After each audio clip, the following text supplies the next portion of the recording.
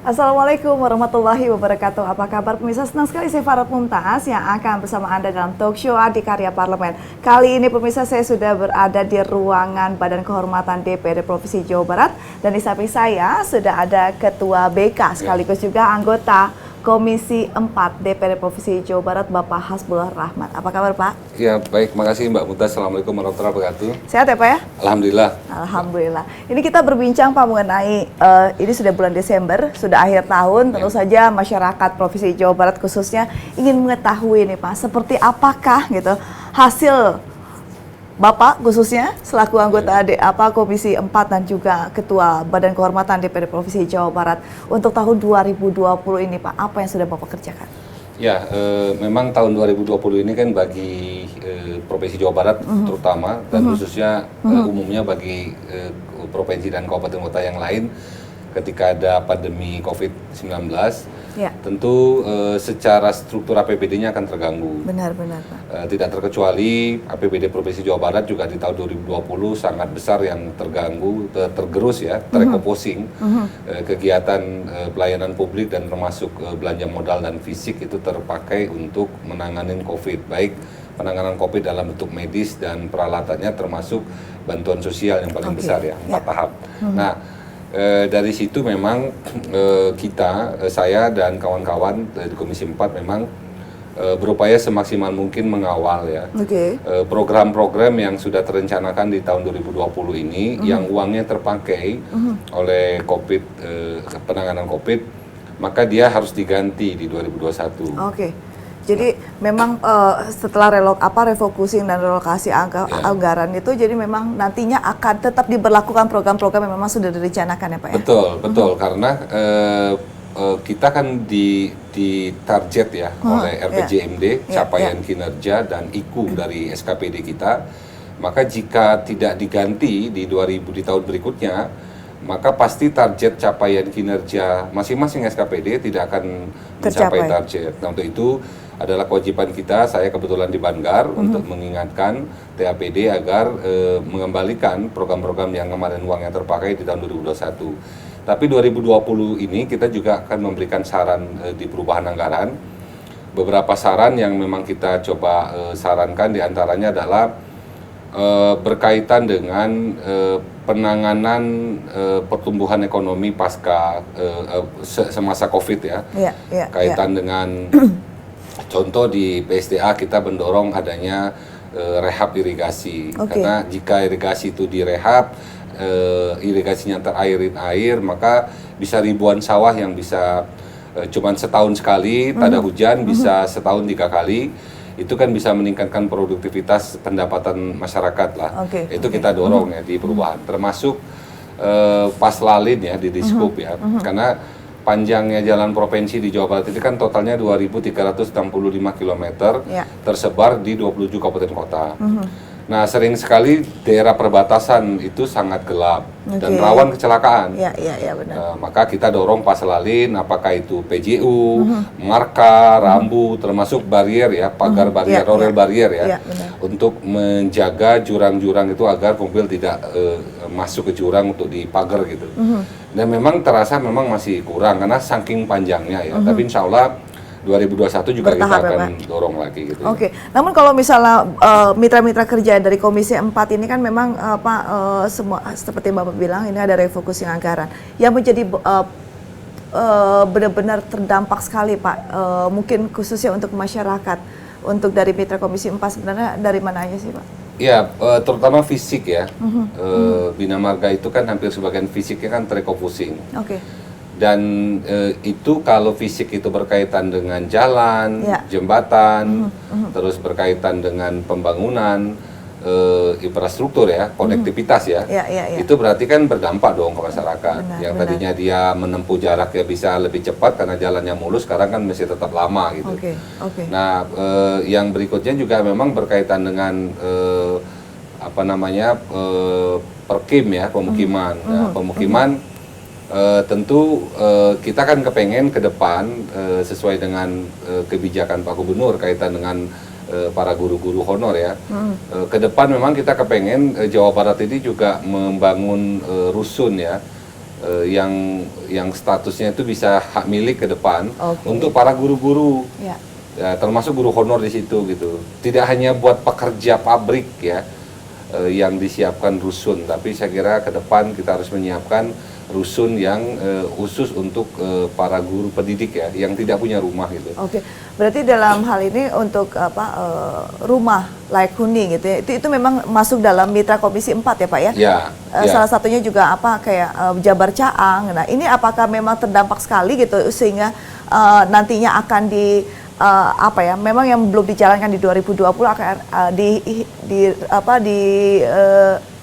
dikondisikan lagi gitu Pak di tahun 2021. Khusus untuk program Pemprov Jabar ya, Pak Gubernur kaitan dengan bedah rumah ya, Rutilahu.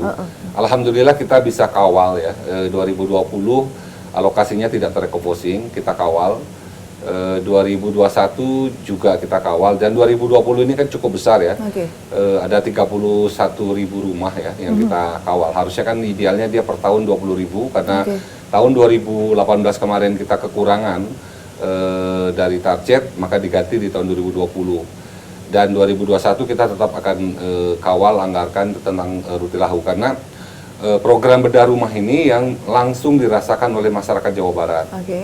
Bayangkan kalau rata-rata setiap desa atau kelurahan itu mendapat bedah rumah 30 rumah saja, itu sangat membantu bagi masyarakat tuh langsung dari rumahnya mau rubuh menjadi bagus, menjadi layak, menjadi bagus, itu saya kira akan dirasakan langsung oleh masyarakat. Nah, terhadap program itu kita berupaya keras untuk tidak terrecoupling. Ya akhirnya yang terrecoupling itu kan yang lain, yang proyek fisik, yang sifatnya memang ada dampak ke publik, tetapi itu lebih kepada proyek ya. Nah kalau ini kan sifatnya kan dia bantuan bedah rumah kepada 31.000 rumah se-Jawa Barat di tahun 2020, dan 2021 kemungkinan sekitar kurang lebih 20.000 rumah juga kita siapkan anggarannya, kali 17,5 juta ya. Nah saya kira bedah rumah, Rutilahu, terus termasuk gaji guru ya. Itu tidak boleh terganggu, termasuk fasilitas dan layanan kesehatan itu juga nggak boleh terganggu dan nggak boleh kurang anggarannya, karena ini langsung berdampak kepada pelayanan publik. Bapak juga sebagai salah satu pimpinan ya Pak ya di Pansus 6 ini terkait dengan migran, khususnya untuk migran Provinsi Jawa Barat. Nah ini bisa tapi memang sudah selesai ya Pak ya? Ya, kita sudah pleno terakhir ya, alhamdulillah. Nah ini bisa diceritakan Pak, seperti apa sih Pak dalam maksudnya Pansus 6 ini apa yang dikerjakan dan hasilnya seperti apa? Ya, saya kebetulan sebagai ketua Pansus 6 ya, Pansus pekerja migran di Indonesia asal Jawa Barat yang alhamdulillah sudah kita tuntaskan. Masyarakat Jawa Barat perlu berbangga hati, satu-satunya perda perlindungan pekerja migran di Indonesia tuh baru Jawa Barat yang punya, dan alhamdulillah udah beres, selesai. Yang kita atur selain mengacu kepada undang-undang di atas ya, kita kepengen bahwa para pekerja migran pejuang dipisah ini itu mereka selama bekerja, sebelum bekerja ya, bahkan sebelum bekerja kita siapkan mereka dalam skillnya. Kita akan siapkan balai pelatihan yang representatif di Jawa Barat, skillnya. Yang kedua kita bekali juga kultur budaya negara yang akan dia tuju, dan kita bekalin juga dia wawasan pengetahuan hukum, karena banyak sekali saudara kita yang terjerat kasus hukum karena nggak ngerti di negara yang dia tuju itu ada larangan yang menurut negara itu kan dilarang dan melanggar hukum. Nah mereka kan tidak paham. Jadi mulai dari sebelum dia berangkat untuk menghilangi calo dan mafia, kita akan buat mereka di balai latihan kerja yang representatif sehingga mereka cukup bekal ilmu, skill dan pengetahuan umum lain ya. Nah, mereka harus berangkat prosedural, jangan memakai jalur-jalur mafia dan sebagainya. Mereka berangkat ke negara tujuan pun harus kita lindungi. Jadi mereka sebelum berangkat kita bekalin pelatihan, mereka bekerja selama bekerja kita lindungi, keluarga yang ditinggal pun harus kita lindungi. Nah, ke depan pasca perda ini ditetapkan, maka dinas-dinas terkait akan membuat program. Tidak hanya Dinas Tenaga Kerja membuat balai latihan kerja yang representatif, tapi Dinas UMKM juga mereka harus menyentuh perekonomian para pekerja migran yang ditinggal selama bekerja di luar negeri. Dinas Kesehatan juga harus bikin program untuk menjamin betul bahwa keluarga yang ditinggal itu harus sehat. Dinas Pendidikan juga sama, menjamin betul bahwa anak-anak para pekerja migran wajib sekolah. Jangan sampai uang yang dikirim dari orang tuanya dari luar negeri ke Indonesia hanya untuk beli motor konsumtif dan mereka tidak bersekolah.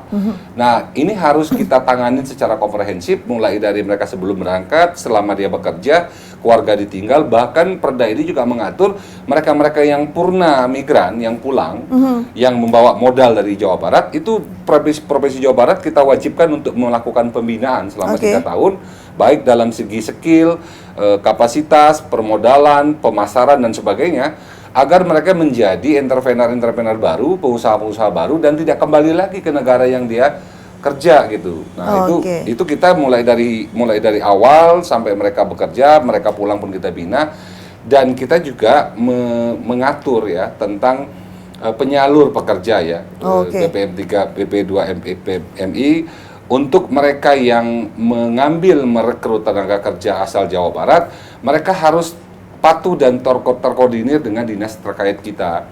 Mereka tidak boleh memanipulasi umur. Mereka tidak boleh melakukan penipuan kaitan dengan status. Ya, yang tadinya punya suami dianggap janda, yang umurnya 16 dianggap 19. Nah, ini saya kira nggak baik. Kenapa ini kita harus bersihkan? Karena ini menyangkut database. Bayangkan kalau dia ganti nama, ganti status, ganti usia, kita nggak akan bisa mendetek dalam data kependudukan apakah warga Jawa Barat itu betul yang mendapat musibah di luar itu, apakah betul benar. Nah, karena sudah ada manipulasi data oleh mafia, ini bahaya dan kita harus perang untuk melawan mafia ini agar mereka tidak mau tergiur dengan jalur-jalur tikus, jalur-jalur instan, tapi tidak ada garansi, tidak ada jaminan keselamatan perlindungan hukum, termasuk keselamatan perlindungan jiwa raga mereka. Nah, Perda ini mengatur tidak hanya kepada pekerja, tapi mengatur kepada keluarga dan juga mengatur tentang penyelenggara. Operator-operator penyelenggara itu juga harus kita atur. Dan mereka nggak boleh sembarangan memberangkatkan orang tanpa dibekalin skill yang cukup. Ini kan berarti kan Perda ini sudah mencakup semuanya ya Pak, baik dari pekerjanya, keluarganya dan juga bahkan penyalur. Ini semuanya sudah satu paket ya Pak ya. Betul. Namun kalau misalnya Pak, banyak sekali di Jawa Barat ini para TKI yang memang mau tidak mau kita tidak bisa menutup mata kalau misalnya mereka adalah yang ilegal gitu loh. Nah, ini seperti apa Pak nantinya gitu? Apakah ini kan kalau misalnya dalam Perda kan ini yang sudah legal aja ya Pak ya. Nah, untuk yang ilegal ini seperti apa? Bisakah ditarik mereka agar didata seperti apa Pak nantinya sistemnya? Perda kita ini tidak mendikotomikan antara pekerja Jawa Barat yang legal dan non legal. Perda ini mencakup melindungi seluruh pekerja masyarakat Jawa Barat yang di luar negeri, baik yang legal maupun yang ilegal, yang prosedural maupun non prosedural. Kita lindungi, kan itu bagian dari kepentingan Pemprov Jabar. Nah, persoalannya bagaimana kita mereduksi yang non prosedural itu semakin sedikit. Tentu kita harus bekerja sama dengan desa, dengan kabupaten kota yang kantong migran. Kita harus sering bersosialisasi dan bekerja sama dengan kabupaten kota untuk bagaimana kita membina mulai dari desa, kepala desa dan masyarakat, agar mereka tidak tergiur menyalurkan saudara keluarganya menjadi PMI dengan jalur-jalur yang non prosedural. Nah, ini harus kita kerjasamakan dengan daerah agar daerah-daerah kantong-kantong migran itu juga sadar gitu loh, bahwa sesungguhnya dengan mereka menjadi PMI melalui jalur prosedural yang sudah kita tetapkan, itu lebih safe tidak hanya kepada pekerja, tapi keluarga yang ditinggal akan terjamin. Akan terjamin dalam sisi pendidikan, kesehatan, termasuk usaha mereka. Kita nggak mau orang tuanya banting tulang bertahun-tahun di luar negeri, tapi anaknya tidak sekolah, menjadi pengangguran. Berapa lama Pak proses ini kan sudah selesai dan pleno terakhir? Berapa lama sampai akhirnya Perda ini bisa direalisasikan di lapangan? Ya, tentu setelah ini kita selesai di Pansus 6, maka DPRD menyampaikan hasil penyelesaian Pansus 6 itu kepada Gubernur. Oleh Gubernur itu harus dimasukkan ke lembaran daerah untuk dicatat ya sebagai bagian dari produk hukum, dan pasca itu Biro Hukum Pemprov untuk membuat penjabaran SK Gubernur ya, penjabaran dari Perda ini oleh Gubernur. Nah, penjabaran itulah yang menjadi aplikatif dari Perda ini. Dan dalam Perda ini juga kita mengatur pola kerjasama ya antar daerah, antara provinsi, antar pemerintah pusat segala macam. Karena gini, mengatur migran, pekerja migran, nggak bisa kita bicara Provinsi Jawa Barat ANSI. Contoh, kita ke Tegal, ternyata banyak sekali anak buah kapal itu berasal dari Jawa Barat dan mereka ikut masuk dalam penyaluran ABK di Tegal ya, di Jawa Tengah. Nah, mau nggak mau kita harus bekerja sama dengan Pemprov Jawa Tengah agar kita nggak mau ABK kita itu terlantar dan bekerja di bawah bendera yang kapalnya nggak jelas gitu. Nah, di sisi lain kita juga kepengen dalam Perda ini bahwa hubungan antara kota kabupaten dan pusat itu betul-betul memproteksi terhadap eksploitasi dan perdagangan orang. Jadi ingat, posisi Perda ini juga memprotek terjadinya perdagangan orang. Kita nggak mau ABK kapal bekerja di bendera kapal negara A, tiba-tiba di tengah laut dipindahkan ke bendera kapal B, itu tanpa kontrak, tanpa tanpa kontrak. Tapi memang kenyataannya di lapangan ada kejadian seperti itu. Ini terjadi. Mereka dipindahkan dari kapal A ke kapal B itu di tengah laut. Jadi ini terjadi, mereka penjualan orang dari agen 1 ke agen 2. Nah, ini kita nggak mau masyarakat Jawa Barat yang menjadi ABK itu dijual belikan seenaknya dengan tanpa proteksi keamanan, kesehatan dan gaji. Nah, itu kita nggak mau. Nah, untuk itu kita juga dalam Perda ini juga meminta kepada pemerintah pusat terhadap bendera-bendera kapal yang mempekerjakan ABK, juga mereka juga harus punya aturan yang jelas ya, yang bisa dipertanggungjawabkan. Ini semoga saja Pak lancar dan dimudahkan terkait dengan Raperda Pekerja Migran Indonesia, karena memang itu yang dibutuhkan oleh masyarakat Jawa Barat tentu saja. Lalu terakhir Pak, Bapak selaku Ketua dari Badan Kehormatan DPRD Provinsi Jawa Barat, bisa diceritakan sedikit Pak yang menarik di tahun 2020 ini, Pak? Ya, ini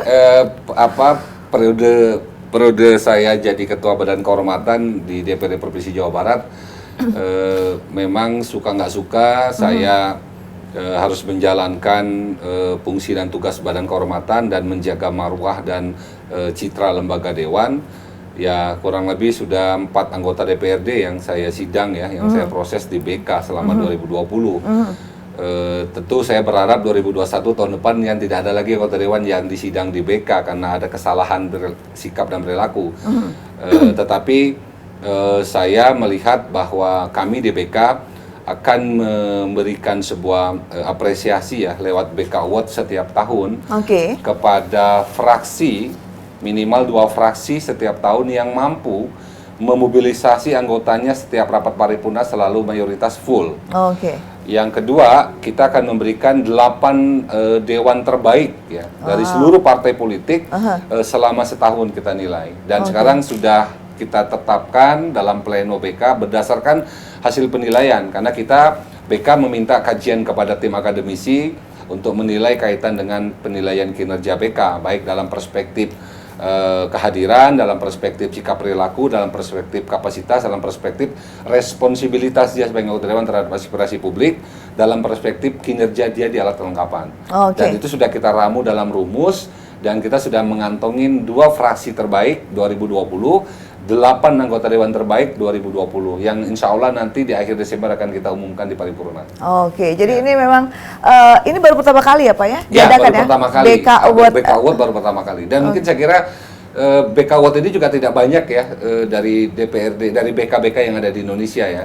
Dan saya kenapa menjadikan BK Award itu sebagai starting point saya kepengen kawan-kawan itu betul-betul menghargai fungsi dan tugas dia sebagai anggota dewan yang dipilih oleh masyarakat. Dan saya tidak mau ada agenda paripurna yang terganggu hanya karena tidak quorum. Nah, bagaimana caranya saya agar paripurna jadwal kegiatan paripurna yang sudah ditetapkan oleh Banmus itu selalu berjalan, tidak tertunda karena tidak quorum. Nah, salah satunya saya sebagai Ketua BK memberikan reward ya kepada anggota dalam bentuk award. Oke. Tapi jangan coba-coba mereka melakukan kesalahan fungsi dan etika, pasti akan saya proses di BK. Dan itu sudah ada terjadi 4 dewan juga kita proses gitu. Baik, jadi memang sebenarnya kan maksudnya panutan juga ya Pak ya sebagai anggota DPRD ini. Jadi memang harus selalu berada di tracknya mungkin ya Pak ya. Ya. Oke, ini mungkin terakhir Pak, apa yang Bapak sampaikan untuk masyarakat Jawa Barat? Ya, saya khususnya terkait dengan pandemi ini memang belum berakhir ya Pak. Saya himbau kepada masyarakat Jawa Barat untuk tetap disiplin ya 3M, jadi memakai masker, terus cuci tangan dengan sabun dan jaga jarak karena belakangan ini pandemi COVID ini trennya naik dan bahkan banyak sekali orang tanpa gejala. Jadi dia sehat, segar, bugar, tapi begitu direpet, dites positif. Nah ini menurut saya berarti virus ini kan bermutasi dia. Dia bermutasi dengan situasi alam bangsa Indonesia ini dan menurut saya mungkin lebih kebal, lebih kuat dan lebih cepat menyerang gitu. Nah untuk itu karena sebentar lagi akan memasuki tahun baru ya 2021. Ya saya berharap masyarakat tetap disiplin ya untuk jaga jarak, tidak merayakan tahun baru dengan kerumunan gitu. Tapi sayangilah keluarga dan diri kita dalam konteks pandemi yang musuh kita sama sekali tidak terlihat. Benar. Karena musuhnya tidak terlihat ya maka kita memproteksi diri. Salah satunya cara yang paling aman kemanapun harus pakai masker. Cuci tangan yang rajin, jaga jarak sosial. Saya kira pesan saya itu mudah-mudahan Jawa Barat tahun 2021 itu posisi grafik COVID-nya menurun, seiring grafik yang menurun maka pertumbuhan ekonomi menaik. Kalau ini tidak terjadi, pertumbuhan ekonomi menaik, grafik yang menurun, maka pasti akan berdampak kepada pelayanan publik dan perekonomian Jawa Barat. Itu pasti. Pasti. Baik, terima kasih Bapak atas waktunya. Semoga dilancarkan dan dimudahkan terkait dengan BK Award-nya, terus begitu pekerja migran dan juga tentu saja kerja Bapak di DPRD Provinsi Jawa Barat. Dan pemirsa, begitu sudah Anda saksikan juga perbincangan saya dengan Bapak Hasbullah Rahmat selaku anggota Komisi 4 DPRD Provinsi Jawa Barat dan juga Ketua BK Badan Kehormatan DPRD Provinsi Jawa Barat. Akhir kata, saya Farah Pumtaz mewakili seluruh kerabat kerja yang bertugas pamit undur diri. Wassalamualaikum warahmatullahi wabarakatuh.